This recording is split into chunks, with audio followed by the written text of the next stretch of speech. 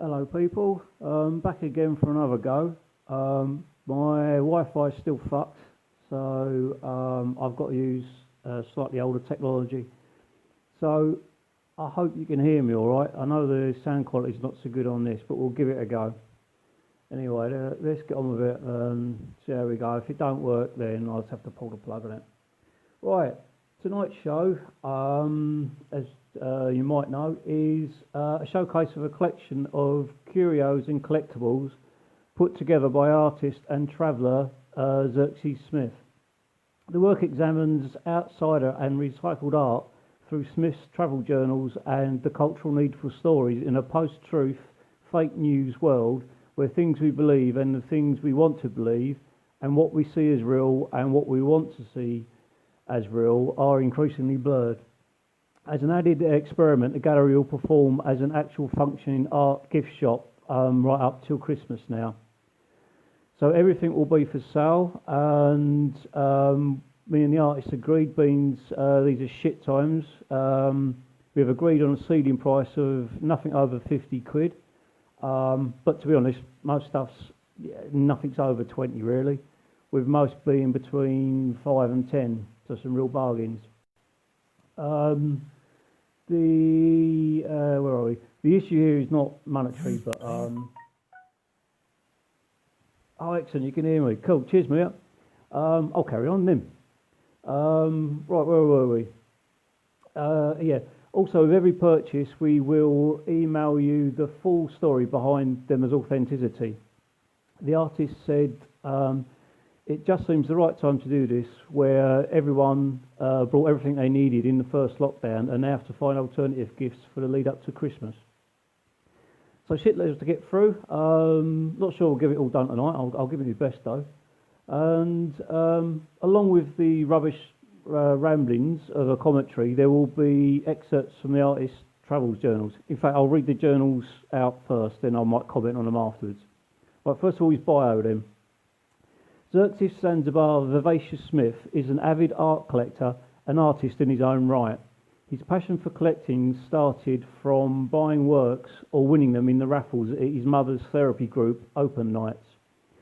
They had open evenings once a month for people from the art therapy groups and art rehabilitation classes, so you'd get crazy things made from paper mache or modelling clay and pipe cleaners. This is where my interest in outsider art started, he says. Despite his grandiose name, he grew up in a two-bedroom flat on the Aylesbury estate, south-east London. We had travelled through the jumble sales and charity shops looking for my next season's fashion of ill-fitting, overworn clobber. I was an only child, so my hand-me-downs came from other families poorer than we were. Whilst they were choosing my fate in fashion, I'd be rifling through the knickknacks and trinkets, looking for items I could make my own outsider art with. His mother never worked and spent most of her time in and out of a psychiatric ward. It was here he first found diverse characters and stories. There was one very old man who insisted he used to run organised treasure hunts around the Albert Hall to find Hitler's other ball after the infamous song. When you're young, you believe adults and these stories, and as an adult, I still want to believe in part of them. His father worked on the docks and would bring home colourful stories and language from the merchant seamen. Tales from far away, mystical lands. There was also a steady stream of illicit goodies his father would liberate from various cargo. One was an ivory statue with both the biggest cock and female breasts I've ever seen. It made me dad laugh, my mother embarrassed, and me very confused. By the time he was 13, his room was packed with dust-harbouring artefacts. The only cleanest space was the sun lounger I had for a bed at the time. I used to lay on it and make up all the towels as wild as the patient's ones for each item of my ramshackle collection, he said. Smith walked out of school at 14 and went to help his father on the docks, where he got to experience the characters firsthand. At 16, the urge to go travelling and find his own stories was overwhelming. He spent the next 4 years working mundane jobs solidly until he had enough for his first journey abroad. He says, I didn't visit a single tourist trap and still haven't. I deliberately sought out the odd, eccentric and creative underbelly of each place, following one lead after another. He kept his lifestyle up for the next 18 years, travelling, returning with treasures, working solidly and returning back on the road. He says, we eventually had to persuade the council we needed a garage as the collection had overrun the flat and started pissing the parents off. This was no mean feat as we didn't own a car. After the 5th excursion, he had also filled the garage and relented to selling some of the works off, which surprised him to the amount they fetched. He went on, enough to rent my own place, much to my parents' relief. He also got his travel journals full of stories he had long desired, printed regularly in an American travel monthly, bringing him also more money in. The travel side of things has eased off, especially this year, as he's spent the past few years compiling and cataloguing his collection and diaries. He is currently looking to open a permanent museum and shop for his own work and the curios. This is where lockdown comes in giving him the opportunity to use the gallery as an experiment and an art project in itself to see how it would be received as an adventure. So right, off we go then. We'll start with the first lot. These are, they are lovely. These are records with hypnotist kind of finger. They all go round. Right, I'll focus on them, but I'll read the things out. Right, records. This is from his diary. The records come from an old hippie in one of those towns just off Route 66 that has been left for dead thanks to all the new bypass roads. He has the whole town to himself, his alpaca and 30 stray dogs. When I say town, all that's left standing is the chapel hardware store, ladies' dress shop and the smallest sheriff station ever. He greeted me riding up the high street on Jerry the alpaca and wearing a cape and a crown made from wheel hubs. Shaky Snakey, never found out if that was his real name. His parents were first generation hippies, so they could be responsible for the crazy name, but who am I to comment? He spent his life on the road with his parents and whatever commune would have them. He said, ironically, I've finally settled in a town that has a road to nowhere. He has a vague memory of a 2-week stay at the Spawn Ranch and the briefest glimpse of Charles Manson. He was initiated to LSD at 8 and used to play naked with Patricia Krenwinkel, one of the Manson girls. He said, man, she was one hairy woman. You could plait her leg hair. He went on, lots of it was a blur of constant transition. I do remember parking a van in the Midwest over the road from William Burroughs' house, and he used to bring his cats out and we'd Scientologically audit them. The record experiments happened when he was living in the boot of an old station wagon on Lieutenant Levi's farm for distressed poultry. He says, I spent 6 months practicing new age and alternative therapies to relieve the chickens' angst. The records were used to hypnotise chickens by playing them on a record player leant against the wall, where they would stare at the spinning spiral. Results were varied, he laughs. Several fell asleep, most took no notice, but one went absolutely mad and started attacking the records, the pink one I think. I spent 2 weeks living in the chapel listening to his stories and eating the best vegetarian chili and drinking the best homemade wine ever. Right, let's have a look at them then. Where's the pink one? Yeah, look, this pink one's cracked, look. Genuine attack by a chicken's beak. But all these, all 9 of them, all spin round and they're great. I'll have to try them out on someone, see if I can get them to act like a chicken. There you go. Evening, Jeff, by the way. Right, well that's that lot. Hurry through, but I've got loads of them to do. Right, these are little marble statues. Okay, right, I'll read it out to you. Marble statues. These are from Zulba the Geek in Greece. Zulba is an upcoming artist on the lowbrow scene. He's a self-identified gaming nerd and Nana Muscuri obsessive. His only claims to fame are that he lost 2 stone after only eating bits of his own flesh in a 32 gaming binge, and is the only owner of a restraining order from Miss Muscuri for stealing her iconic glasses and sending her videos of his genitals wearing them as his foreskin mined to her records. Yeah, that will get a restraining order. His work lampoons the Greek marble statues of ancient Greece. These two refer to both his claims for fame. This one is a reference to him eating his own flesh whilst playing on his gaming machine, although the gaming machine joystick's actually another arm. But there's all sorts of details here. Oh, excuse the pink nail varnish, it's not real, it's overspray from the artwork today. Rather sweet there. There you go, you can see some of the details here. And this one's called The Scholar,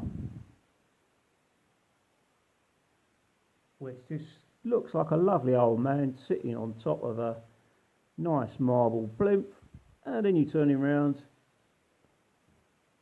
and he's looking at some rather explicit porn, probably Nana Muscuri. Dirty boy. But that's all but a geek. They're all for sale as well, I don't know, a few quid or something. Ah, the next one I like. Alright, still I've got to bend down here, old man noise. This is an exorcism kit. So we've got in here holy water, candles, crosses, goblets, Bibles, they're a lot. Right, so the piece from Xerxes' journal goes like this. I met Vinnie Rizzo in a cat-infested yard on the outskirts of Rome, where we were both looking for a nondescript piece of street art. He was rather unkempt and a little dirty, so when he told me he worked at Vatican City, I had to know more. Turns out he was the resident chimney sweep and responsible for keeping the papal flue clean, ready for the announcement of a new pope. Papal flue, life of it. He lived in an empty crypt surrounded by hundreds of stuffed pigeon sculptures, all dressed as nuns or the Virgin Mary. He collected them from the 20 to 30 pigeons he killed each week to keep the chimney clear, stuffed them and mounted them. I asked to buy one, but he wouldn't sell anything, saying they're my papal princesses, and laughed for minutes that actually felt like hours. I then came across an old tin toolbox, and to my surprise, it didn't contain his chimney cleaning tools or a pious pigeon, but a dusty old exorcism kit. It was given to him by a girl before she became a nun, he says. She was wild and wanted to repent her ways. It used to be her father's, who starred in a low-budget late-night 70s Italian TV show called The Rod Father, in which he drove around in a metallic purple hearse with pink fur interior, solving satanic crimes using rather dubious methods. So much so that this became known as his sexism kit rather than exorcism kit. Not only this, but Vinny could put me in touch with the daughter who also made strange art objects. I had to have it and that contact. We never did find the street art. So this is Rod Father. This is the Rod Father's sexorcism kit, as it became known. Mind you, the sound of a metallic purple hearse with pink fluffy interior sounds like my fucking ideal car. Jeez.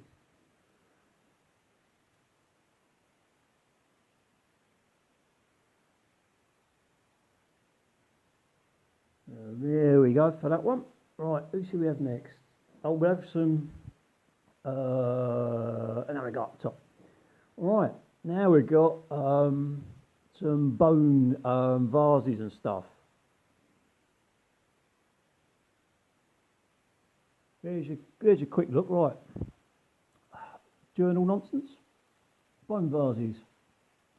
It was on my journey through America that I got a tip-off from a roadie at a Marilyn Manson gig about a cult coven in New Orleans. They were called the Satan's Changelings and lived in an empty theatre. I met Madame Luciania, a pre-op high priestess of the sect, at the theatre she shares with 17 other pre-post and partial sex-change devil worshippers. The interior was adorned with all the usual symbols of 5-pointed stars, skulls and skeletons, but also two of the most pampered goats and more cuddly toys than a travelling fairground. She said, the first three of us met backstage at a 9 Inch Nails concert. Within a matter of months, we'd grown to 36 strong and moved to New Orleans in search of Anne Rice. The 17 disciples that remain here run things from the theatre.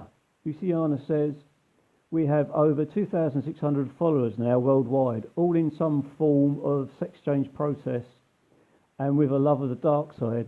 We have no doctrine, that's all been done for us before. So with clear bulges top and bottom, I had to ask her how far along Luciania was with the change. She went on to explain, my change is very different and complicated than the usual, but money can get you anything down here. I am halfway through a full mathematical op, which I'd never heard of, such things. So she lifted her top to reveal two perfect goat's udders for breasts. It's after Baphomet, the sabbatical goat. I'm currently saving for the final operation of a goat's vagina and horn implants. Hence the well-kept goats. They are my surrogate donors and the following celebratory feast for afters. She went on, we have one member in Germany, good use of the word member actually, we have one member in Germany who has a serpent grafted on for a penis as part of his satanic change. It's very impressive. It even has a tongue piercing. Like all churches or galleries, we had to exit through their gift shop, where I bought some single flower bone vases. She explains what with the marshy soil and storms around here, human bones are popping up regularly. We fashion them to look like they're coming up from the ground, like the hand of Carrie. So there you go. Let's have a look at them now. See now. There you go. I really like these. I'm gonna think I may have to have one of these myself. Really like them.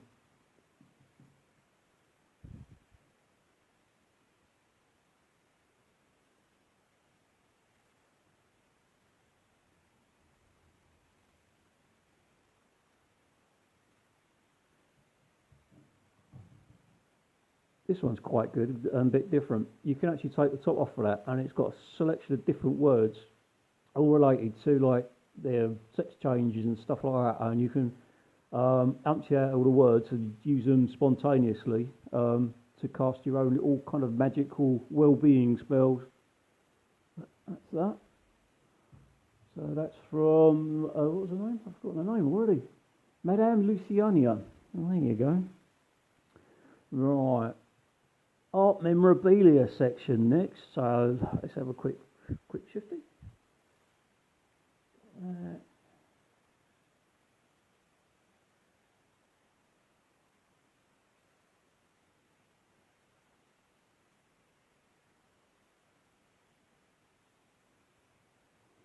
Right, art memorabilia. This is what his journal says.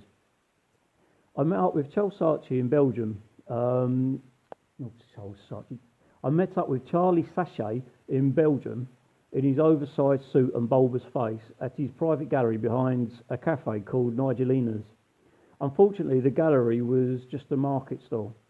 He claimed to have some early works and obscure items from very famous artists, so it was worth a visit anyway.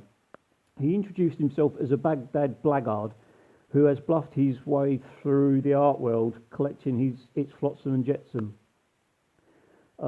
He went on, I was a big shot in London until people thought me a misguided fool with too much money and not enough taste. He went on, I have launched careers and started movements, you know. Our meeting was cut short when his missus shouted for him to take someone their beans on toast.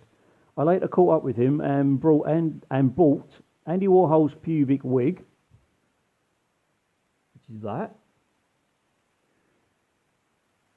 What else have we got? Two early Tracy Emin Word pieces, which are these. These are actually little mirrors. So when you look at it, the you is actually you. So you're the cunt, and you're the you there. So fuck you. They're quite fun. I like them. Two early Damien Hirst pieces, which is this. This is a nice stack of flies, and this one, which is a bee that's been dissected and put in a cube like his cows and goats and whatever other shit he did. A lump of Van Gogh's palette. See this?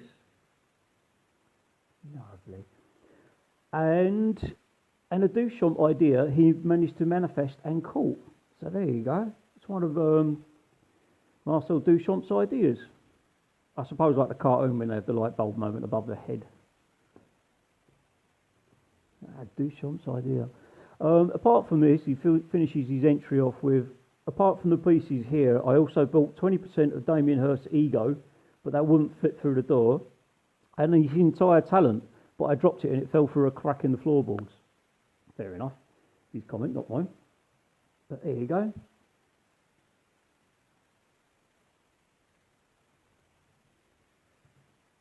Art collectables. Right, we've got these key rings now.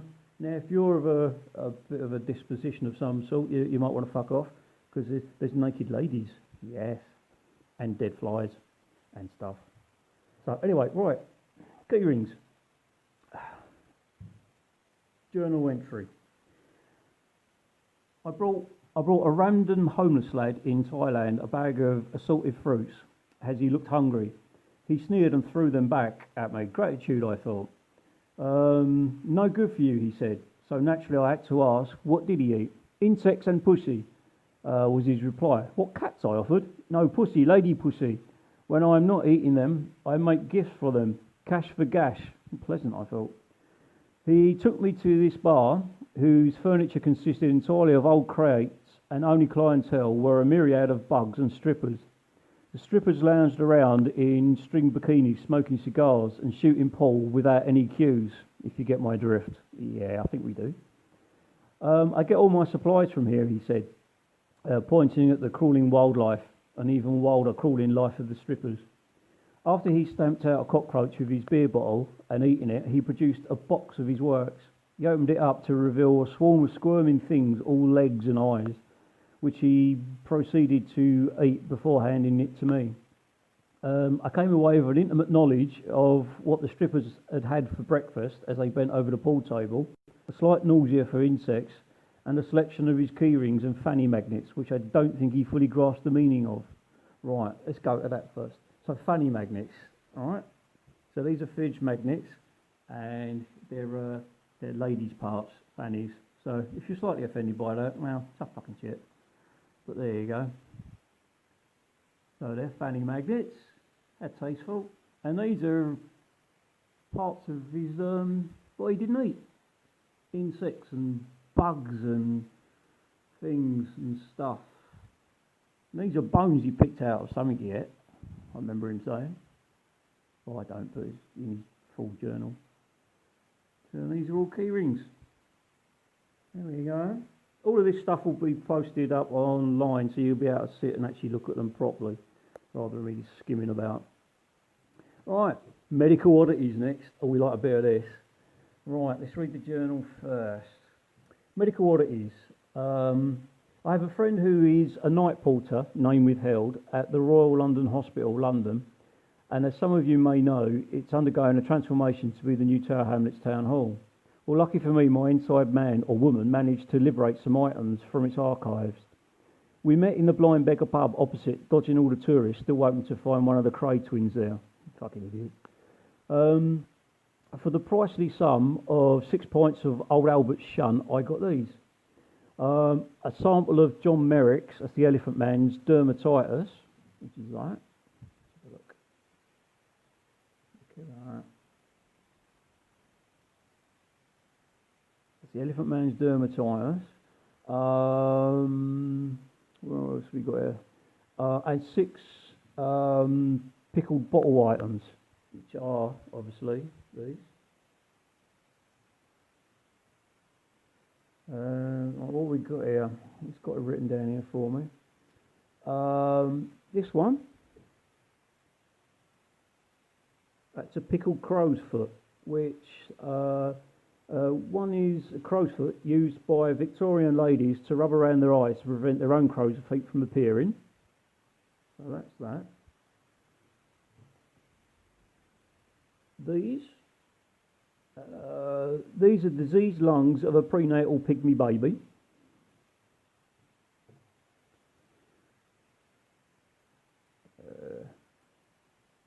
This is some 200-year-old monkey mucus used to cure anal Tourette's. I could do something. And this is the now extinct white-headed purple-nosed moth, which was placed up your bugle to eat out any congestion. There you go. And there's 2 other unidentified objects, which are these, which we're not sure what they are yet. But since last week, Xerxes has dropped off a couple more bits, and this is one of them, which is absolutely fantastic. It's a tattooed baby torso from Borneo. There you go. which was kept at the hospital as an oddity just to show people. Right, now we're down to the bag lady. Very tasteful. These more upset a few more people along the way, I feel. Alright, diary entry. Beryl Chambers lives in and around Wales. A cold woman, she still showed signs of a forgotten, long-lost physical and soulful beauty, with a wicked twinkle in her eye. Beryl was one of the 3 scary sirens, 3 women who, in the late 90s, formed a pagan pact to re-fertilise their barren bodies. They occupied the lighthouse on the island, which they saw as a phallic and fertility symbol. Instead of calling sailors to their deaths on the rocks, like the sirens of mythology, they would call out via dated sites, enticing men with fancy words and manipulated images instead of angelic singing. They were all approaching a certain age and childless, and in an attempt to keep themselves fertile, to bear forth a future, they sought only virgins for their pure seed. She said, "We would call them to the island and sacrifice the purity to the gods of reproduction as they crashed their last bits of innocence against our fleshy rocks." Alas, the rituals never worked, and Beryl remains childless and possibly a little destroyed herself. Excuse me. She went on, "I do not regret doing it. It wasn't illegal, and they were glad to lose their virginity. We were portrayed locally as witches or evil predators, but we were desperate to conceive. Beryl is now a bag lady in more ways than one. The scandal left her homeless, but she now creates art from many of the bags she collects." So this is one, quite humorous. Sick bag, which I think we can all agree Myra is. That's sick bag. And this is quite one of my favourite bits here. West Rose, which bag for life, which is obviously a play on Waitrose, and also she's a bag for life. She's not coming out, so I love these pieces. And I do wonder whether she actually chose these particular people because, I don't know, whether because they killed off young kids and I don't know. There's something a bit sinister there, but I do love them, especially the rose one. Great. Right. Right, let's do illustrations next.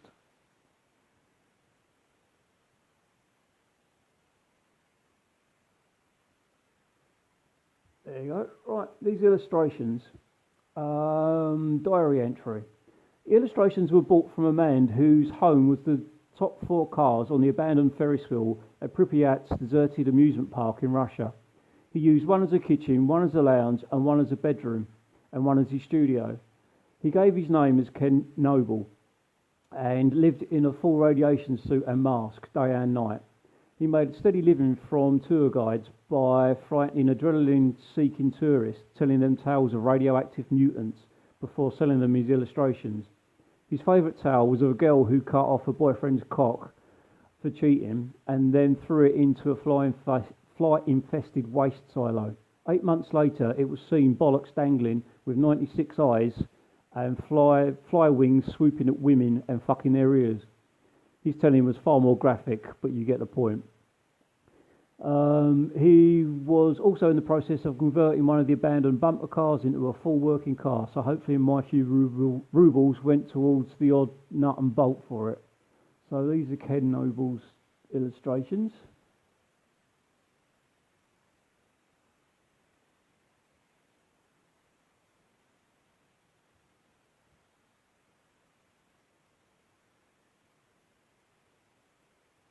There you go. Right, now we'll do jewellery. So jewellery. This was another part of his American trip, if I remember. Right. On the final leg of my American tour in Colombia, I followed up a slightly dodgy but reliable lead to an alternative underground jewellers, Los Hermanos de Huzo. It translates apparently as the Bone Brothers. So there you go. Their jewellery has provided the brothers with a luxury apartment each and rock-style lifestyles, although lived in constant threat of reprisals.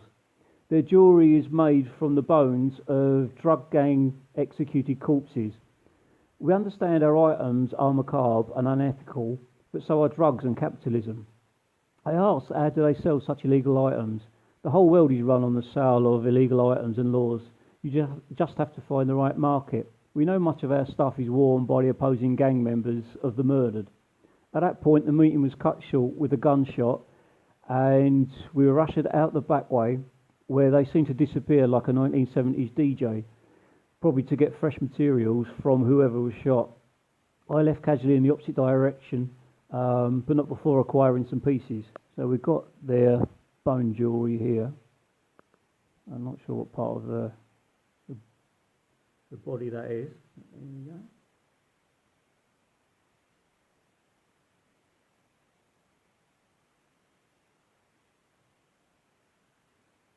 This bit's clearly part of a skull, which is a little bit disconcerting.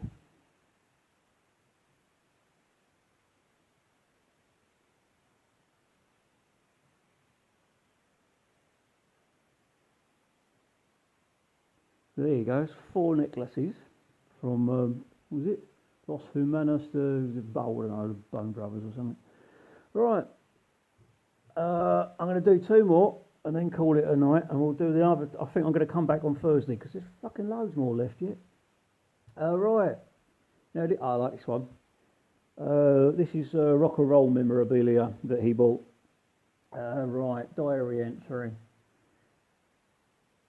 I met ex-rock impresario, Graceland's janitor and now artist, Colin Porker, at his retirement trailer park home in Memphis. It was one of those long, lazy, sultry evenings only found in this part of America. We sat outside on garden chairs with bottled beers and barbecue. He donned a pure white Elvis quiff combed from way back behind his ears, a sequin jacket, 6-inch trouser turn-ups, and knew without exception everyone that drove, walked or rode past.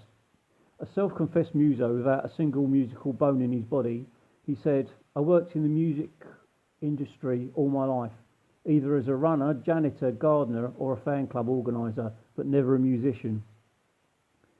I've worked with all the greats, Jerry Lee, Big Richard, Little Bopper, Mrs Mills and of course the King Elvis. The first piece he claimed is a portrait of dead John Lennon. Apparently Lennon had told his son Julian if he ever saw a white feather float from left to right in front of him, it would be him. So that's this piece here. There we go. He goes on. So I presume either Lennon mistook Colin for his son, or Colin mistook reality. As you go on, I think you'll find out he mistook reality. He then showed me Charles Manson's only gold disc, which is this. Gold disc, not even he knew about. Presented to the Singing Psycho by the studio for a long-lost set of lullabies and nursery rhymes, apparently. I bet they're tasteful. There you go. And thirdly, I love this, is one of my favourite bits in here. No one buys it, I'm having it. Thirdly is the awesome Elvis's death toilet seat. Colin claims I was called to clean the toilet after Elvis's legendary last lavatory lashing, and was stunned to find an image of the man himself butt blasted on the underside of the seat. So I quickly swapped it, and it's hung in my toilet ever since. This is absolutely awesome. Right, see if I can do this one-handed. You can see on there, it's got a gold record on it with Elvis Presley's signature. And then when you turn it over, it's got the face of Elvis shit stained all over the back of it. That is fucking awesome, I love it. So that's Elvis's last ever toilet seat. Oh, awesome. No one buy that because I want it. No, seriously, if anyone wants it, get in touch. Right, I'll do... I'll carry on, fuck it. Clothing. This is clothing. I'm sure everyone knows what clothing is. I'm hopefully wearing some. Especially you, Jeff. Right, clothing. On my way to the Vatican, I called into Milan to visit Fabriano Fingamarino, a fashion designer known as Mr. Fabulous to no one in particular, apart from myself, it would seem. I was introduced to him through a journalist friend who said he was the Banksy of the fashion world. So I attended one of Mr. Fab's fashion shows in the back room of a bookies. The catwalk was a row of rickety pasting tables, and the models were various desperate attention-seeking fashion students who thought wearing odd socks and pin badges through their foreheads was a fashion statement. He doesn't make the clothes, but recycles thrown-out clothes. So the fit is often hit and miss, but the stencil designs are rather good. I put one there so you can see it. There you go. Where am I up to? Oh yeah. He uses religious imagery and says wearing religious imagery is like wearing camouflage in Italy. That's very true. Mr. Fabuloso entered after the show to great fawning and applause. He wore a hat with a helicopter pad-sized brim covered with more plumage than a peacock's passing out parade. To accompany this, he donned fur cowhide slacks, beige crocs, and a long pink velour trench coat over a bright green tank top which had "Choose Lies" on it. Sounds dreadful, looks passable, especially as some of the other cunts here. Oh, naughty word. I'm a sucker for crucifixes and skulls, so I booked several items. Right, let's have a look. So,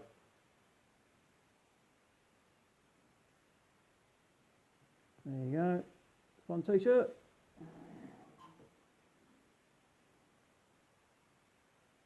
Another t-shirt.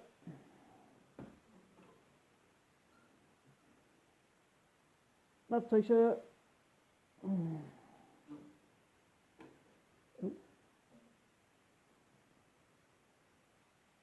Another t-shirt. These are all about size, well, smallish actually. Another t-shirt. Oh, shirt.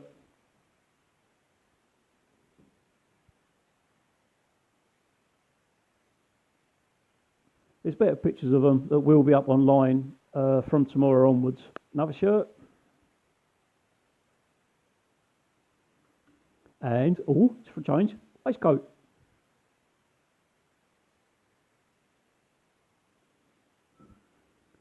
Oh, camouflage jacket.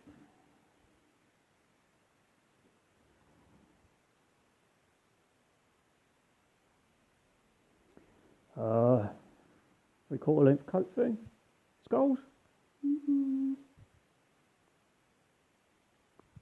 Oh, and on the back. Another jacket.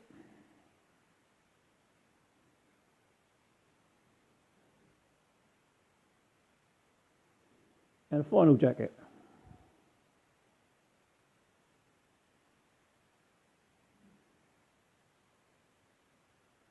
I'm guessing Xerxes probably wore some of these at some other point if you thought that many. I guess there you go. So that's the clothing bit. Oh no, there's one more bit of clothing. Shoes, or a shoe, a pair of shoes.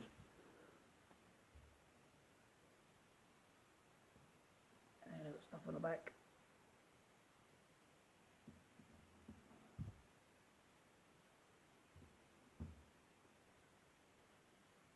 There you go. Shall I carry on? I've got 1, 2, 3, 4. I've got fucking loads left, man.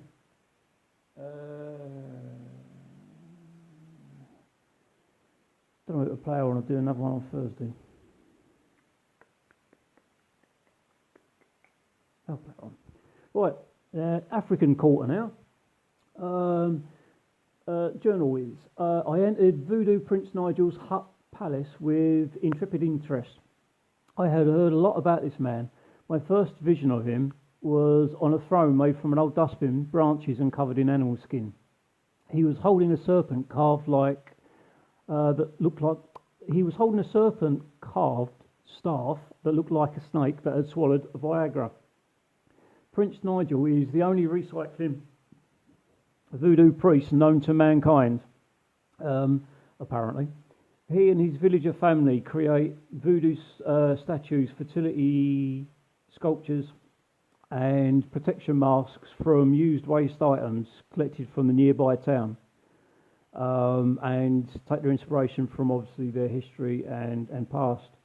On the first night there, as we sat around an open fire surrounded by masks and statues staring at us, he claims that his fertility statues have populated at least 3 local villages and brought thousands of babies forth across the world. He said, I feel I am the father of a nation, he goes on laughing. One touch of a statue's shining shaft could bear the fruit of a many quintuplets, or a kiss of her velvet lips will have you ejaculating for months. We've got something similar, but far more sordid, I thought. We call it a Russell Brand. Sorry. They are all made out of recycled waste in the style of ancient sculptures, but this way we don't take from nature, but we give back, he said. I couldn't resist buying a selection. I do admit I washed my hands like a maniac, obsessive COVID fanatic after touching the fertility ones, though. No sprogs for me, not just yet. Well, there you go. Let's start down the bottom. Let's have a look.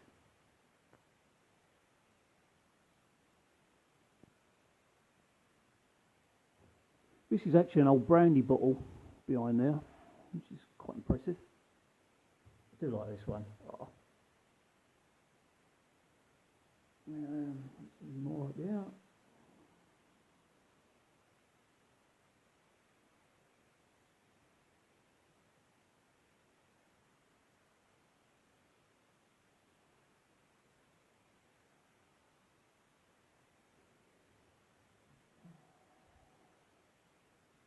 These are all look like, I'm guessing, orange or milk bottles, I think. There's another bottle. I think this one you can see on the reserve. There's a rum bottle, this one. Back of that. Now these two, I love these two. The male and female proper fertility ones. I mean, this will make your eyes water if you're a girl. I mean, look at that. Good Lord. It's nearly life size.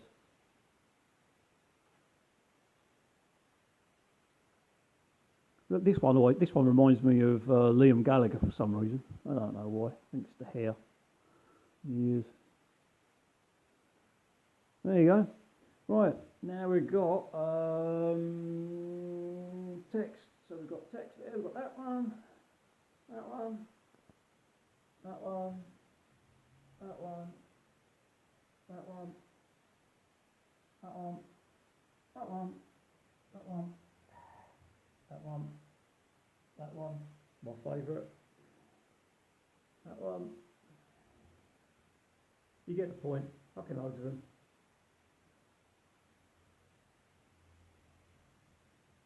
Anyway, the top one up there. It's quite impressive. Top one reads, yeah, great, pissing rainbows and shitting unicorns here. He's obviously Jesus carrying his cross. Not too impressed, is he? Right, I'll read you the text one out. Douglas or star.0/Z4, he's given it galactic name, lives in a converted old comma van filled with hand radio equipment and a huge telescope platform on the roof. He travels along the edge of the Cornwall coast, watching and listening to the sky. In January, whilst on his way back from the Bucket and Blister pub, he felt the ground start to tremble and the sky above him spin. He said, I felt like I was drowning in silver glitter soda water and awoke under a diamond white light drenched in what felt like KY jelly. It was everywhere. I could even wring it out of my toenails. Oh, pleasant. Douglas asserts that he was abducted by aliens, and after this experience, he sold off all his belongings and moved into a van, waiting for further contact. He said, I was surrounded by these sperm-shaped entities that floated around me like Casper the Ghost. Occasionally one would come close and rest what felt like a wet, soft mackerel over my head. And from his mother, he's not the village idiot, says his mother in the local paper, and appeared relatively sane to me, if not slightly gazed with a very waxy complexion. He went on, whilst I was in their ship, they had words constantly flashing, overlapping and revolving around me, like a live stream from every social media site and every news headline feed all at once. He went on, I never felt threatened or even probed. At this he seemed a little disappointed. Oh dear. I awoke 2 hours and 34 minutes before I'd even been abducted, so I went back to the pub to enjoy myself again.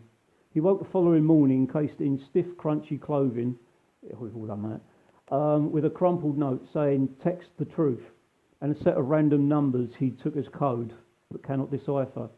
He concluded the message was from them and means text is the truth, hence the constant flurry of words swirling around on my visit. I now scan the Sun newspaper every day, being guided to the words that are spelling out the truth and fate of mankind. How could I not buy some? Well, yes. Abducted, pissed, and woke up with, text the truth and a random number. Could the random numbers be actually a phone number and texting the truth? Oh, I don't know. Who cares? They're fun. There you go. Look at that. Guilt at my sex with a vegan. Oh dear. In such a mess with 3 girl turkey dinosaurs.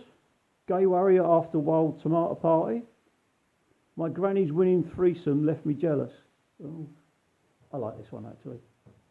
Definitely for me. I hate modern life. Right. This one, shrines. Here we go. Shrines, shrines, shrines. More shrines. Right. I'll read the shrines out. I'll try and focus on one so you can see. It was in a hut entirely made from wooden pallets and decorated in every colour, from every colour range, at every B&Q sale on a hillside in Mexico, where I was greeted with tequila and tacos by Bonita La Pequeña Señorita Princesa del Muerte. Sorry about that, if anyone's Spanish out there. Not sure what it means. Princess of Death, possibly? Don't know. Both the inside and outside look like local recycling centres. This is not rubbish though, this was her materials. Bonita makes shrines in the Mexican tradition of the Day of the Dead. She has had an obsession with death all her life, having died 3 times herself. She says, "I was born dead, you know, with the umbilical cord round my neck. I came out looking like a jam-covered prune, Michael Hutchence tribute act. The second time she went on was a group of us were so poor we used to go to cafes, order food and pretend to choke on the last bits to get the meal for free. That was known locally as the Gag Gang. But one time went too far and had to be revived in the ambulance." She went on, "Thirdly, I accidentally walked into the path of a speeding bullet from a drugs bust." Benita concluded, "I'm not unlucky, I'm blessed. I keep getting sent back, so I started making these shrines dedicated to the souls that kept me company on the other side." Fair enough.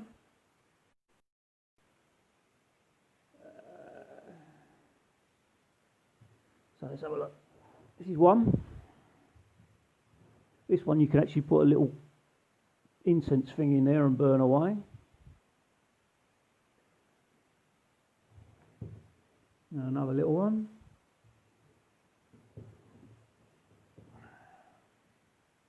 A little Nazi inspired one. Lovely Nazi love camp. It's quite sweet really, but still quite terrifying. Jack the Ripper one. What's Jack the Ripper doing keeping her company on the other side? Oh, well, she could at least know and told us who he was. An artist drawing a big cock. I hope that's not meant to be Jeff. I hope he's not dead. You're not dead, are you? Where are we? No one here.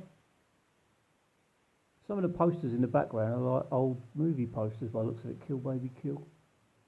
A Frankenstein one. I love the little Frankenstein character inside his what do they call it? Ambionic fluid, that's the word. There's another one there. This actually opens up, this one. You can look at her inside. Another artist one. Lots of dead artists then. As long as it ain't us, who cares?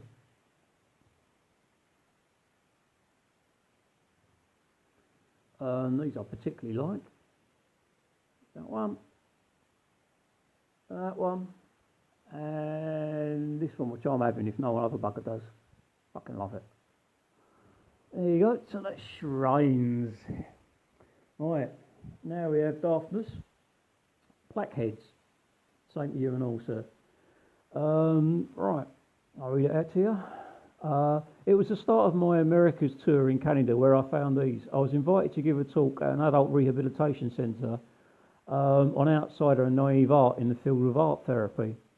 The week before, they were asked to produce a head plaque to go with the huge moose ones you see everywhere around here. They gave me these as a gift. The funky moose was created by Evan, a recovering Labrador licker. Oh dear. And this is quite fun. All the eyes wobble and everything like that. It reminds me of the one that was in Banana Splits. Again, this is some sort of milk bottle or something, I think, with a leather tongue. The horror ones were by conjoined twins who were having treatment after escaping a freak show in Bolivia. Now you got Dracula,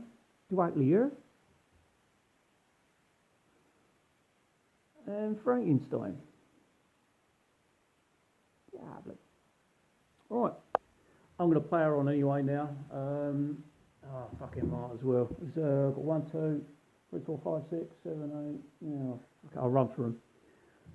Whilst travelling through France, I was told of a lady called Destiny Doris who drew from the other side. Other side of what? The same? Her brain? What? Turns out the other side of life, death. I went.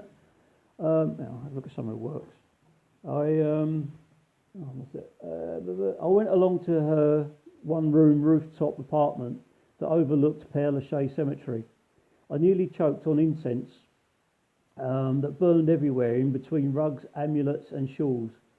This woman must be responsible for her own little piece of ozone destruction. With bright purple hair, as much art on her body as the National Gallery, and enough metal piercings to fix the whole of the Titanic. Over a noxious tasting and smelling cup of something, she explained, "I live with Kinky L'Amour." Miss L'Amour was an artist model and burlesque dancer in Paris in the 1920s, but was shunned by many of them for her alternative looks and lewd behaviour. Hang on, you live with her? She was around in the 1920s and referred to her as was. Isn't she starting to smell, I thought? She went on, "Have some more tea, she will be here any moment." Curious, there you go. So I drank up, the whole room went cold and the incense went out. Doris said, "Bonjour, Kinky." She is here. Where? Sitting on the chaise lounge. I looked at the empty chaise and my eyes started burning and running, then what felt like a feather brushed across my cheek. Doris carried on. "She likes you and wants to pose for you." With that, Doris's eyes rolled back in her head and both hands flew rapidly over her pad, scribbling and scratching away. She produced 2 beautiful drawings of Miss L'Amour within minutes. As she turned them to show me, I saw an ethereal, soft outline of a woman emerge from the page and smother me with ample breasts in arabesques of luminous lime green. I woke several hours later with the clothes rather askew and a yellow wallpaper paste liquid on my chin. Either she was a great con artist, the genuine thing, or that toxic tea was top tuna. On leaving, Doris said, "I hope to have her portrait on every lamppost in Paris within 2 years, for all the artist spirits left wandering to see what they missed." I brought 2 that she did in front of me and loads more, setting her lamppost domination back a couple of months. So that's the story. Oh, there's a text one there that needs to go over there. Sneaky. So these are them all. There's loads like this. But you get the point. There you go. And they're all up, they will all be up on the site in the next couple of days. There you go. Right. Now we got ship portraits. This is something we're all good at. Right, ship portraits. I received a phone call from a night nurse at Broadmoor Hospital in Berkshire saying he had seen my collection online and thought they may have something of interest for me. We met on a cold, wet night in a working men's club just outside the grounds of the hospital. It was all 1970s brown velour and cladding, not the club, the hospital. He said he was charged of Darren Pollock, or Dal the Defecator as he was known, a man with a compulsive compunction to crap, anywhere and everywhere, except toilets. He was admitted long before the nurse, name withheld, started there for public obscenity. She didn't start it for public obscenity, I guess. I mean, he was probably stuck there for, yeah. Basically, the final straw was taking a dump down the drain pipe of a primary school in broad daylight. Yeah, we've all done worse. After a few months of constant crapping, small images and verses started appearing on the walls of his room. Not scrawled on like a frustrated intruder, but intricate pictures and poetry. The nurse said 1 week he did an entire wall like flock wallpaper. Lots of the nurses and guards have their own portraits by him. He even now works his diet to the consistency of stool he needs for each project. I never got to meet defecating Dal, but did get these portraits of other criminals on toilet paper. We have classic Charlie Manson, Twat Hitler, Myra. Oh, what's the second Myra? Oh, what's the second Rose as well? Oh, nice. Fred. And Myra's partner's name I've forgotten completely because I'm a fucking idiot. Right, there you go. Okie dokie. Right, this one hasn't got print out, but I've got his handwritten notes. So, here we go. I bought this from an artist known as Billy B. It is a parody of the Bible story of Veronica's vow. He says, I was attending as a favour to my girlfriend. I was attending the wedding as a favour for my girlfriend. And this happened. He then handed me a cutting from his local Manchester newspaper. This is abbreviated for the journal, apparently. So the title of the clipping was, Nice Day for a Riot Wedding. Chaos reigned on Saturday at the wedding of local couple Nika Carr and Wayne Gallagher. The ceremony proceeded as normal, but it was after they left the church that things went awry.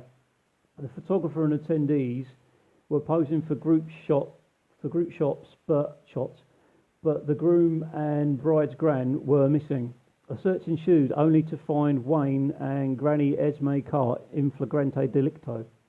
The couple were bent double over a gravestone in full sexual congress. The horror of the event was cemented with the realisation that the vicar, the Reverend Holdsworthy, was filming it on his phone. That's the edited end of the clip. This is further into his journal. Billy cut in. He was really ploughing the old girl. She's definitely going to need a mobility scooter now or after, he laughed. He went on. All hell broke loose as Nika came round the corner and saw. Quite rightly, she pounded the life out of her recently betrothed. After that, she started on the gran, but the OAP decked her and ripped her veil off to clean up Wayne's face. By then, both families were in a full-scale brawl, so after the police had taken everyone away, including the Randy Rev, I went back and pocketed it for safekeeping. So this is kind of a play on Veronica's vow, but Wayne's wank vow. Quite eerie. There you go. Yeah, right. Right.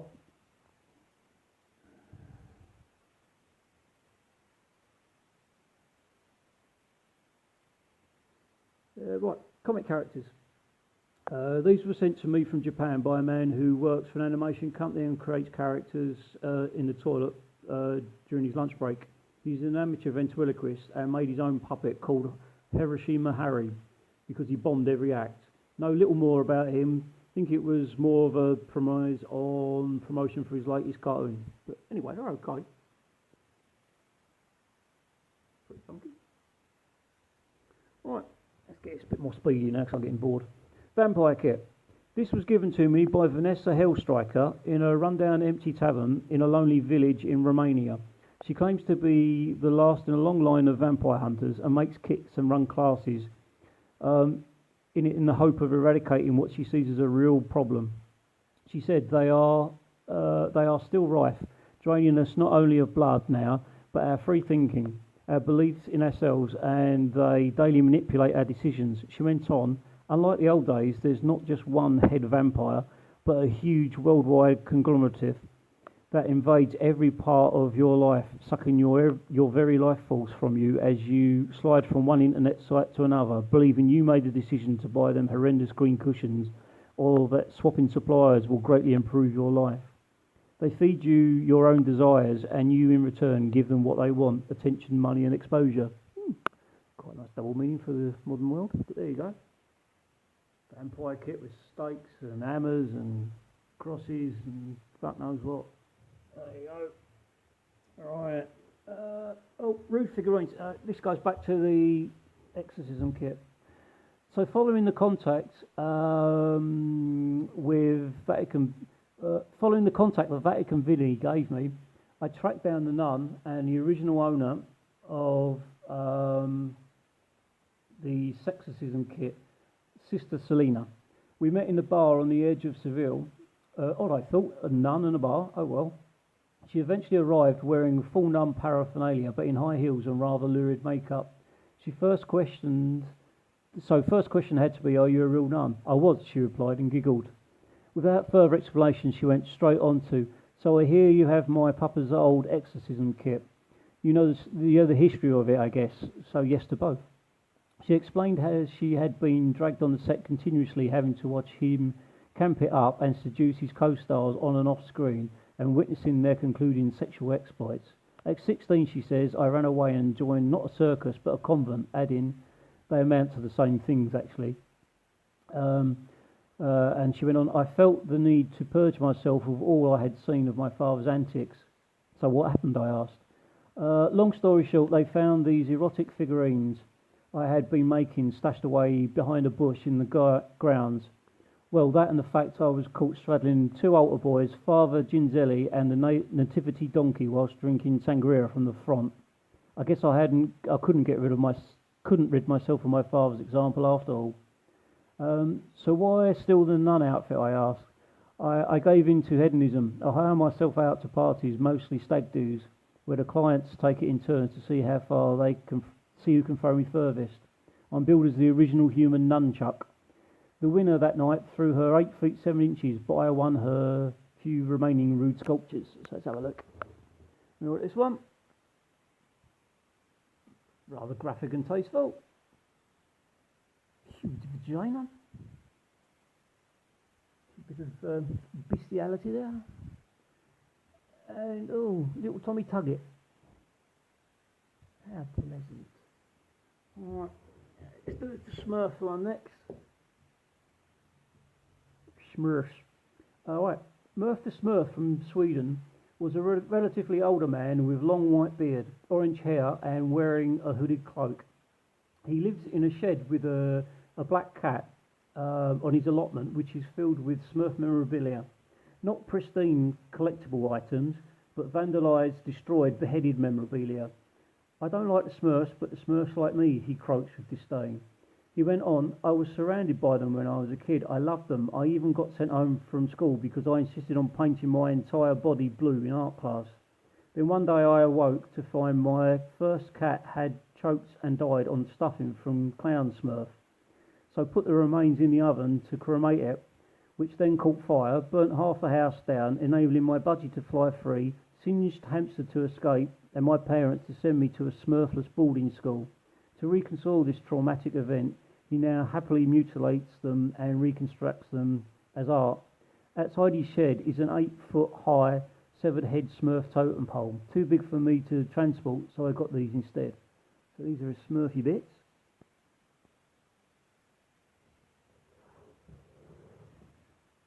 And the Smurf being carved out of rock. It's kind of quite cool. This is a Smurf paperweighty thing, but it's actually water in there. You see him swimming in water. And Smurf shooting. There you go. So that's Smurf for Smurf. Alright, come on, let's get through these now. What we got? Oh, S&M. Oh, it's quite good fun, this one. Right. This item I picked up from Jan van de Sexman from Amsterdam. Jan specialises in making sex statues from found items in the Waterplein flea market. Oh, been there. He was a portly character dressed entirely in PVC with thick knitted wool socks, flip-flops and a bear trapper's hat. He seemed to struggle to keep his perspiration at bay, sweating like Gary Glitter on the school run. I get my ideas from body extremes, either being hung upside down, covered in weasel wax by my testicles to the point of blacking out, or asphyxiating myself by inhaling the pure essence of a vegan's fart, or having my pupils wired up to a 12-volt battery while sitting in the tub of famished squirrels covered in celery jam. There are many other more, but these are my current favourites for creative stimulation. I bought this pensioner pervert pair and swam out of the cafe in his sweat. Oh, this is the pensioner couple. I like this one. It's quite good. Boobies in a basket. Boobies in a basket. It's a bit like chicken in a basket. And oh, a big bum, big brown bum. There you go. So that's Jan Van Sexman. All right. Now we've only got a couple more to go, so I'm going to get through them. So I'm really fucking bored now. I want to go and have something to drink and eat. Right, these scenes. Look, scenes. Another one. These scenes are by Blitz Baby 44, who lives in the middle of a farmland in an old World War II bunker. It is filled with non-perishable food, sanitary products, and a wide range of tools. BB44 is a prepper and lives in permanent state of dystopia. His work is drawn from his family tales of the war and living in East Berlin. He told me they act as a clear warning to what has been before and what we are heading for again, and the recurring cycle of human self-annihilation. They won't change anything. It's our destiny to take for granted, then destroy everything we hold, or clearly don't hold, dear. Fair enough. He went on, we will be reduced to suckling rats for milk, and germs will be top of the food chain, as the crops fail and wither away, leaving a dusty soulless surface, just like a reality star, TV star.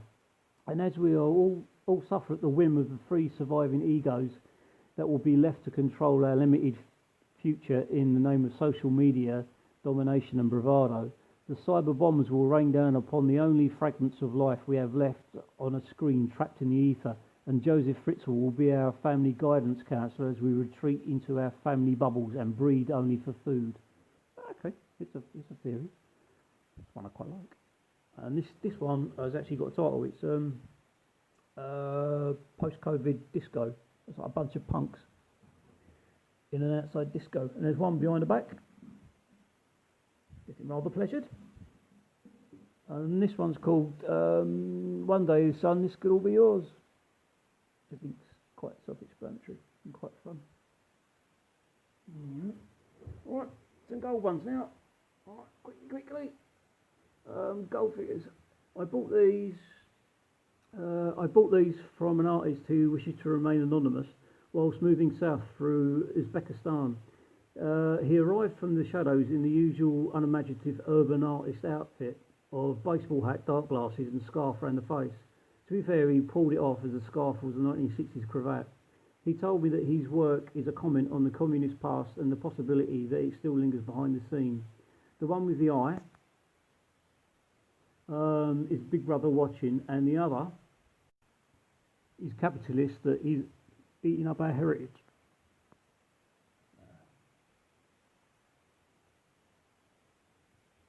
There you go, that's it.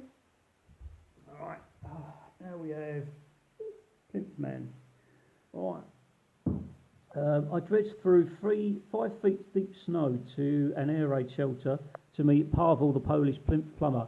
Pavel's works are a parody and satire of the huge columns and statues erected around the world to celebrate all sorts of accomplished and nefarious people. Retired from plumbing, he now works entirely full-time on his sculptures. He said, put anyone or anything on a plinth or pedestal and it immediately gives it gravitas. Even Trump would become something close to the status he already inhabits in his own head. He went on, the fact that they are all on these means you physically have to look up to them. Mine worship the ordinary man on his struggle through life. Like the statues across the globe, they seem male-dominated, but it's only because I ran out of female figures. Fair enough. So this is him. And he's leaping off the edge. That says something of our times, I think. Oh, and there's a copper being pleasured. These have got names, some of these, and I will put the names on the when they're up on online. All right, toilet roll pieces. Only a couple more to go, so let's get through it. All right, Scotland's Barlinnie Prison, the Big House and Bar L was where I got a chance to visit Big Mac, the toilet torturer Tannock. Mac was Scottish but grew up in the north of England in a fly-infested squat with two others. He is serving life for a series of lavatorial misconducts. Among his misdemeanours are melting out bug-eyed Barry's eyes under the hand dryer by first stapling the open, washing out wee Bob the Gob's mouth for swearing at him and making him drink the contents of all 5 soap dispensers. It is said that Bob to this day can't cough without leaving a trail of bubbles. Making Snitch Tits O'Shaughnessy put every condom out of the machine over his head until they suffocated him, and collecting all the urinal cakes into a toilet bowl and forcing rampant Roger to bob and eat them as he constantly flushed it. He is now the toilet talent of Barlinnie, but not in the drop the soap sense. He is allowed to quell his little boy's room obsession by creating art from the waste toilet rolls and prison-issue condoms. His first words to me were, "You're looking rather flushed." I still to this day don't know whether it was a pun, intimidation, or me overthinking things. So this is Big Mac thingy, so there you go.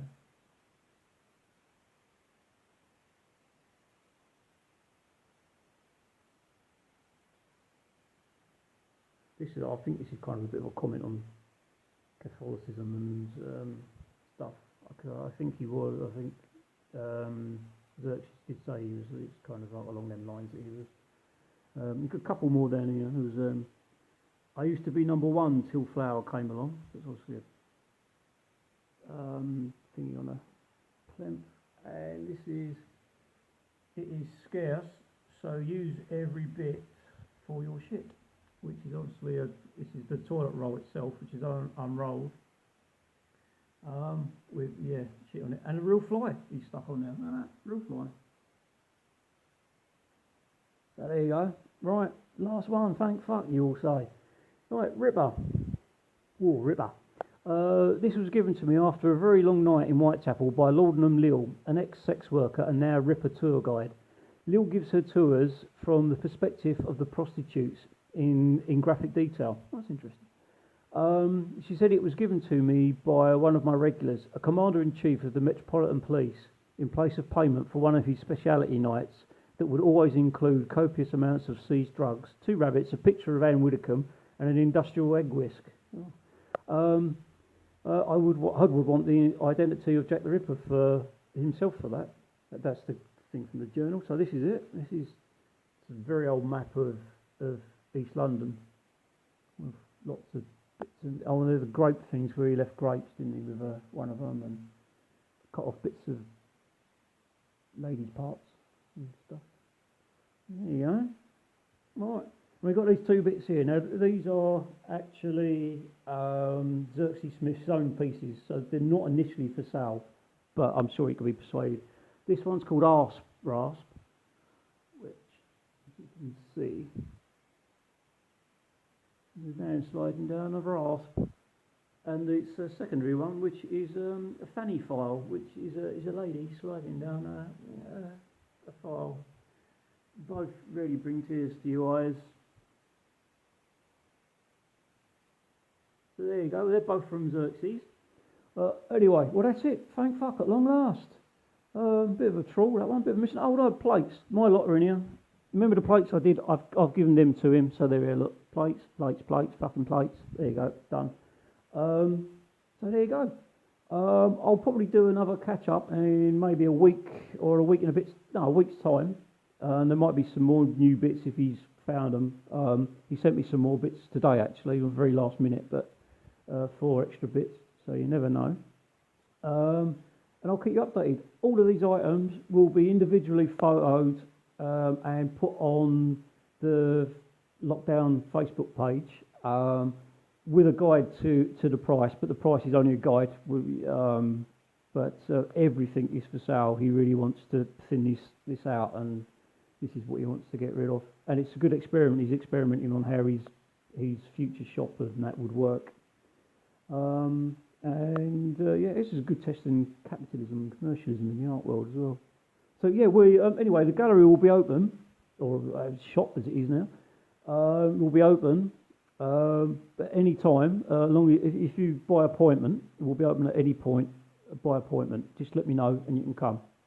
But I will be organising a couple of full-on open days, probably on a Sunday, I would imagine, where it's a free-for-all. Everyone can come, as long as there's not too many of you all at once, obviously, because of that bug thing that's knocking about.